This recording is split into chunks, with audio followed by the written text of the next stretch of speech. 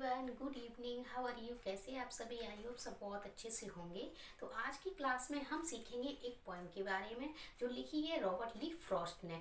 Robert Lee Frost was an American poet. वह एक America के पोइट थे जो जिनका बर्थ हुआ था 1874 में और डेथ हुई थी 1963 में।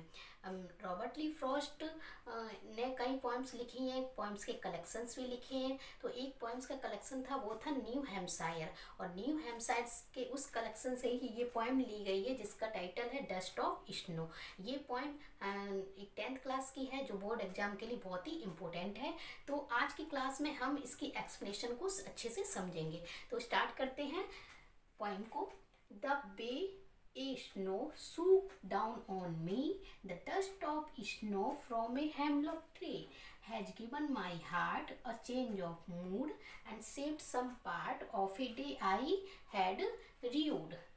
तो हम सबसे पहले समझेंगे फर्स्ट स्टेंजा को। ओके, यहाँ पर पोइट विंटर सीजन की का एक दिन था, उसका वर्णन कर रहा है। वह उन दिनों सर्दियाँ इतनी ज़्यादा थी कि चारों तरफ सिर्फ बर्फ ही बर्फ थी। ठीक, और पोइट क्या था, उस दिन बहुत अपसेट मूड में था और वो अपसेट मूड में होने की वजह से उस बर्फीले रास्ते पर बस चलता ही जा रहा था। और जिस रास्ते से वह गुजर रहा था उसके चारों तरफ पेड़ थे, और वो पेड़ थे वो पूरी तरीके से किससे ढके हुए थे? बर्फ से ढके हुए थे। अचानक से पोइट चलते चलते रुक जाता है और रुकने के बाद वह एक पेड़ के नीचे खड़ा हो जाता है। अचानक से फिर वो क्या ध्यान देता है कि जिस पेड़ के नीचे वह खड़ा हुआ है उस पेड़ का नाम है हेमलॉक ट्री। क्या नाम है? Hemlock tree. अब हेमलॉक ट्री को देखकर पोइट का मूड और ज़्यादा अपसेट हो जाता है। क्यों हो जाता है? क्योंकि हेमलॉक ट्री जो होता है उसे नेगेटिविटी का सिंबल माना जाता है। वो एक पॉइजनस ट्री होता है, एक जहरीला पेड़ होता है जो नॉर्थ अमेरिका में पाया जाता है। उसका हर एक पार्ट बहुत ही जहरीला होता है और उसको देखकर पोइट का मूड और अपसेट हो गया। अब क्या, इसी दौरान पोइट उसी पेड़ को देख रहा था, तभी अचानक से उसने क्या देखा? एक क्रो देखा। क्या देखा? क्रो।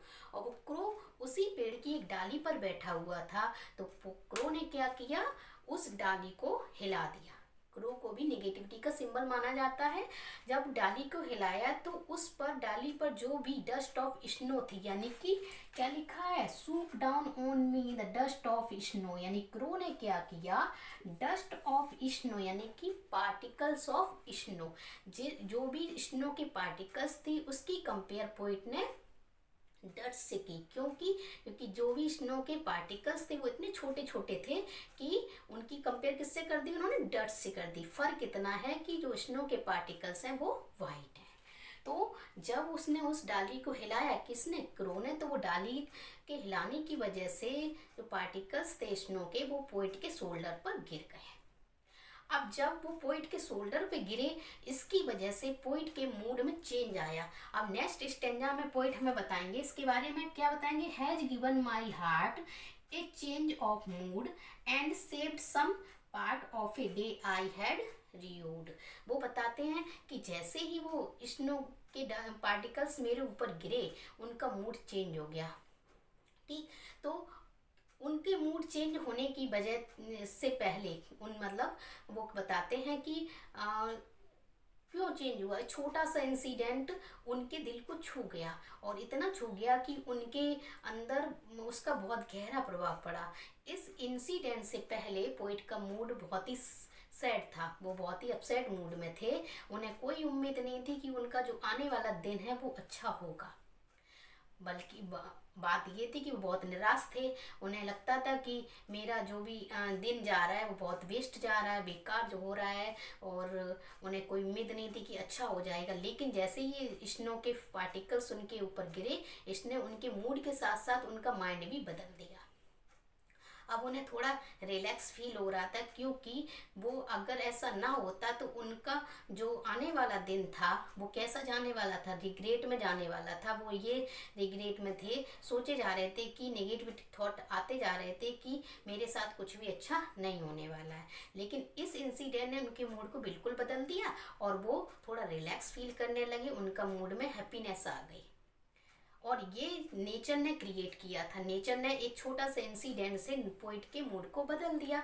अब पोइट पहले जो सैड मूड था वो किस में बदल गया, हैप्पीनेस में। एंड में पोइट नेचर को थैंक्स कहते हैं कि नेचर की वजह से उनका जो दिन आगे बर्बाद होने वाला था वो बर्बाद होने से बच गया। तो इस पोइट में पोइट ये हमें मैसेज देना चाहते हैं कि कभी कभी छोटे छोटे इंसिडेंट, छोटे छोटे मोमेंट भी हमारी लाइफ में खुशियाँ लेकर आते हैं और हमारे मूड या हमारे समय को बदल देते हैं। पहले जब पोएम स्टार्ट हुई थी तब हेमलॉक ट्री और क्रो को किसके नेगेटिव सिंबल के रूप में दिखाया जाता, लेकिन पोएम का एंड होते होते पोइट किस में बदल गया, पहले पोइट सैड था, अब वो किस में हो गया, हैप्पीनेस में बदल गया था। उसकी जो दुख था वो किस में हो गई थी, खुशियों में बदल गया था।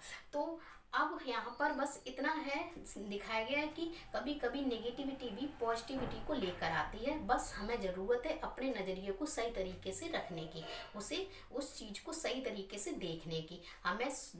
हमारी लाइफ में हैप्पीनेस और सॉरनेस दोनों आते हैं। हमें ज़रूरत है कि कैसे हम किस चीज़ में पॉजिटिविटी को देखें। आई होप आपने इस पॉइंट को अच्छे से समझ लिया होगा और इसके एक्सप्लेनेशन को भी समझा होगा। साथ में हम समझ लेते हैं, कभी कभी बोर्ड एग्जाम में राइमिंग स्कीम को भी पूछ लेते हैं। हम आपको आज राइमिंग स्कीम भी सिखा दे रहे हैं इसी में।